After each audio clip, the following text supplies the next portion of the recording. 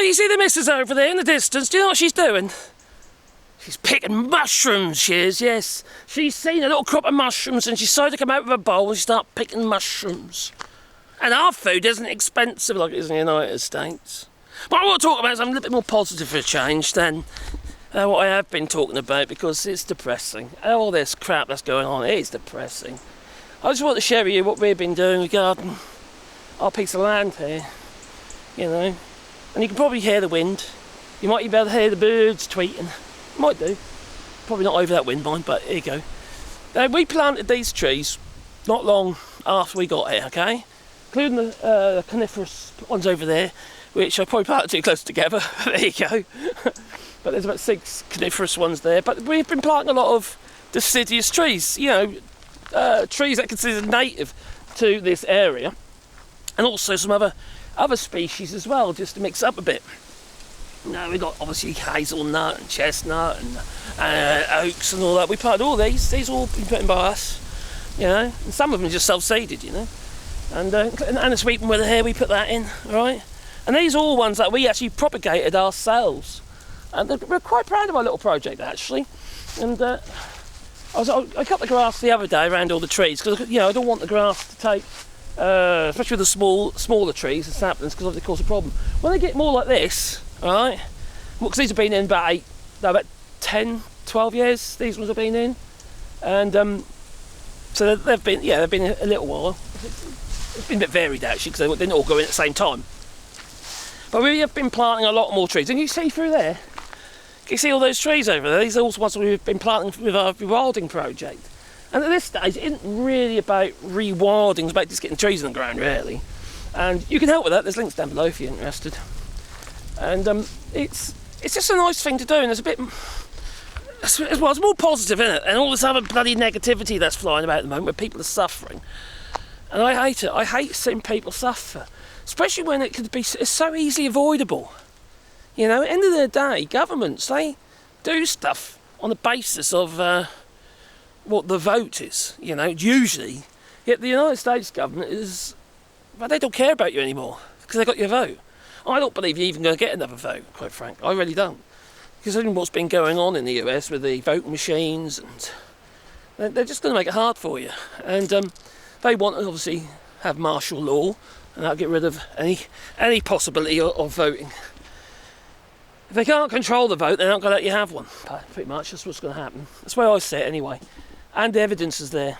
It is. But you see over here we've got you see more trees. Caroline was out here. I was out here as well, actually. I was planting some more trees yesterday. We put some more on the ground.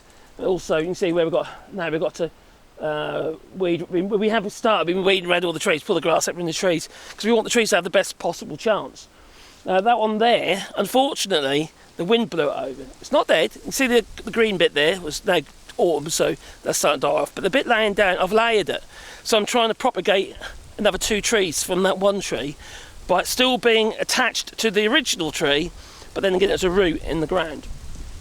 So then, yeah, so you can propagate those.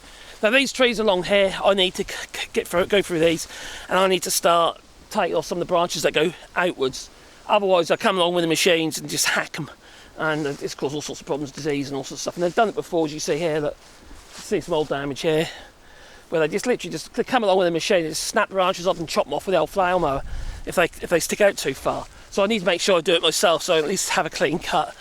And also, we want to try and thicken this boundary up, so it's more of a hedgerow, like an English hedgerow. So we won't make sure, because then you've got all possibility of little birds, little mammals in there, you know. And it's really about the habitats that we're trying to create, because we've made so many bat boxes and bird boxes and hedgehog houses. There's videos on my woodworking channel about making all these things. Also, actually, there's videos on this channel as well. We might do a live, make some more boxes maybe in our workshop. But yeah, we want to layer some of this. Once these are, when I get to that stage now, some of these trees we'll literally layer. Not the big. We'll have a few mature ones in there, and then we'll lay down a few of the others, and they'll create the hedge. Now in the UK, probably other places as well, there's a thing what we do called layering. You literally split the tree down the middle. You have one branch going one way all straight up, and then you tie the other one down, and it all knits together into a really dense hedge. and in that density you get wildlife, you know, little critters. They have somewhere to live where they feel safe, and that's kind of the point here, you see, because part of the problem is, although we live in a place where there is a lot of trees, right, and I will be doing some lives using the drone over the next few weeks, because I've actually got another drone coming, one that can do live streaming. I kid you not. Anyway, there's holes in the woodland, so it might look thick on the outside, but they create clearings on the inside. They're basically chopped out for wood, for wood burning and that. You know, so it's a bit of a shame, because you lose all the habitats, you know? All these little critters, they live in there, and then they chop them all down, and all the little critters' habitats are lost. All the birds, the mammals, foxes, you name it, all get lost. I know some people don't like foxes, but they're rather nice creatures, to be honest. I like all living animals, even the snakes, you know. Not so keen on the vipers, no. Because, yeah. And see my little house? You see my little house there? Yeah, oh dear. Anyway, we've been there a little while now, and we've been, about 15 odd years we've been living here in France. The French is terrible, partly because my voice is shot, you can probably tell. But I can read French and write it okay-ish. Reading it, obviously, I'm pretty good at reading it, but writing it, I get by. I make a few mistakes, but I get by. Yeah, so anyway, as you see, we're planting trees. If you want to be a part of that, there are links down below. You know, we've done arbours and that as well. As you can see, our biggest arbour is that one, and we'll be planting some more arbours as well. We've done a little one over there for Gaza, in memory of those lost of lives in Gaza. You know, it's just a nice little project, and it's the positive thing has to be about the little animals. It's not just about how many trees you plant necessarily, in the fact about oxygen and that, although it's obviously very good and very healthy. You know, they are the lungs of the earth after all. But you know, that'd be funny. I think we're almost gone a bit past that bit. Now I'm more concerned. Well, I'm concerned, but you know, the project's more about the animals. You know, and we have seen a marked uptick in animals because we're encouraging them. We're encouraging them. We really are. So we have more birds here. We have the hoopoes. We've got a variety of different predators from the buzzards, hawks, and what have you. We get the herons come here, even though we've only got a little tiny bit of water on the land.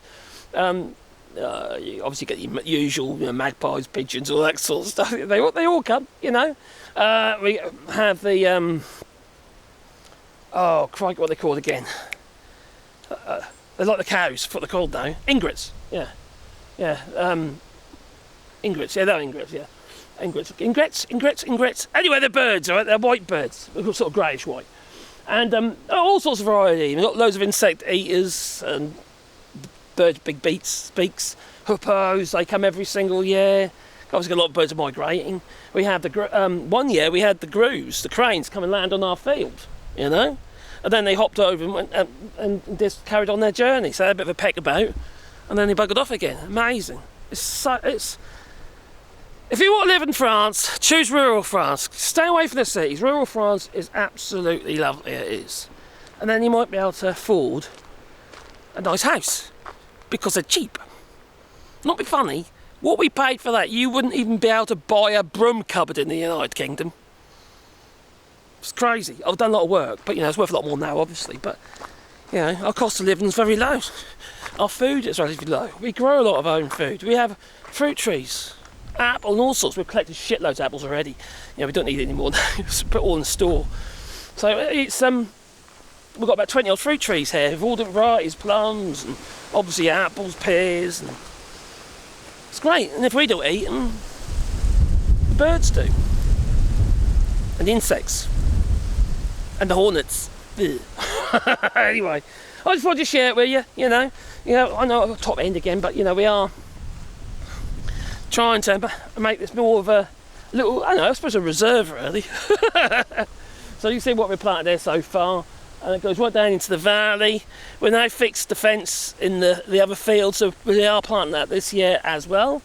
Yeah, so, and the best we put signs with the trees. Anyone donated, we put a sign with the tree, and it could be for anything, you know, for anything. Like I say, they got the one there, the arbour, which is memory of those from Gaza and that, they died, and then we've got people whose lost family members, mums and dads, and newborns as well, which is nice.